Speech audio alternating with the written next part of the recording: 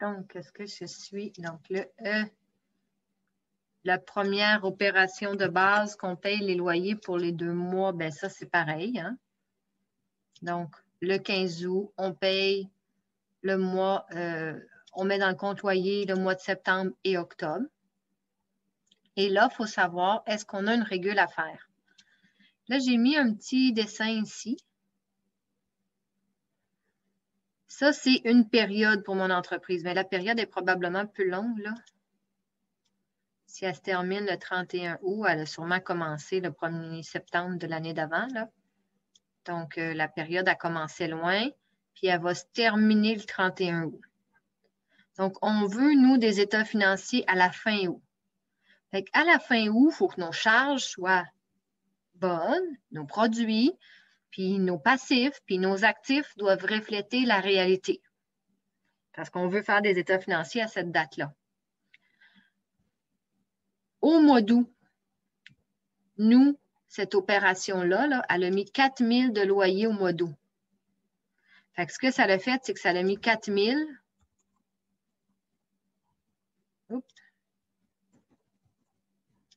de charges dans l'année qui vient juste de se finir le 31 août.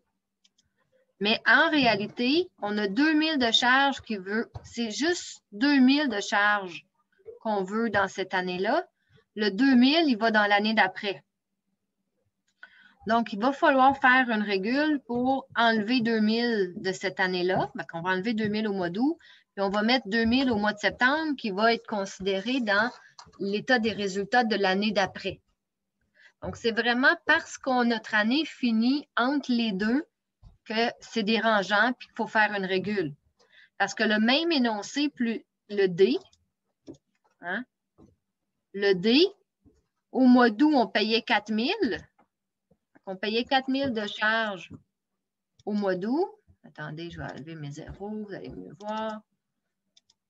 Mais, en réalité, c'était pour 2 000 au mois d'août et 2 000 au septembre, mais étant donné que les deux sont dans la même période, ça ne nous changeait rien. Qu'il soit 4 000 tout au mois d'août ou 2 000 puis 2 000 ici, à chaque fois qu'on le regarde pour la période au complet.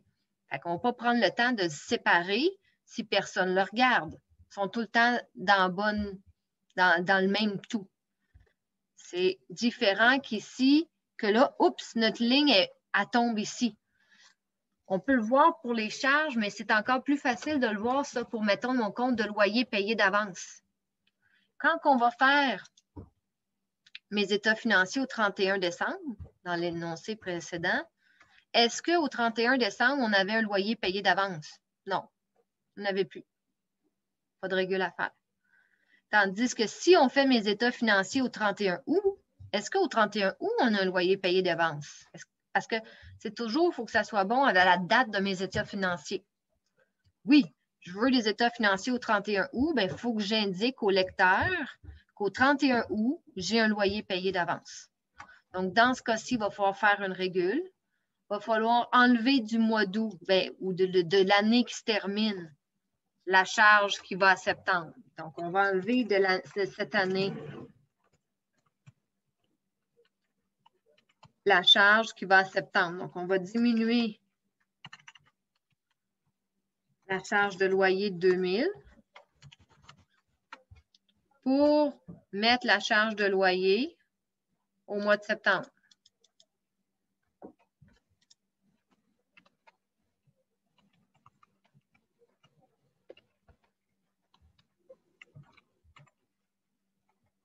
La charge de loyer, on va aller la mettre au mois de septembre. Donc, la charge de loyer, je l'enlève de août, puis la charge, je la mets au mois de septembre. Puis, mais en contrepartie, je dis qu'au mois d'août, j'ai un loyer payé d'avance.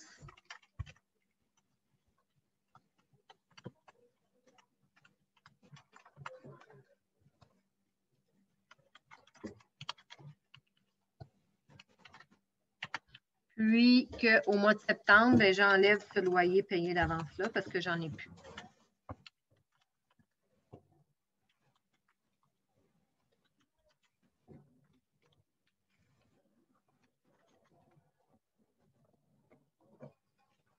Est-ce que vous... Donc, ça puis ça va aller dans le même état financier parce que maintenant, mes états financiers, c'est, mettons, 2021. C'est pas 2021, hein. C'est exercice.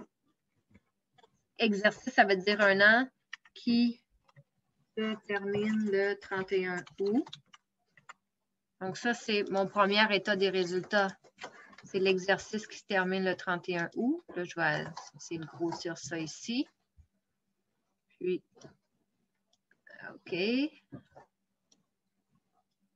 Puis, mon 31 août de cette année. Cette année, on est en 2020. Oups, je vais le rapetisser. Petit problème d'Excel. Puis mon deuxième état financier, ça va être pour l'exercice qui se termine le 31 août, mai 2021. Hein, parce que, comme j'ai dit, exercice, ça veut dire 12 mois.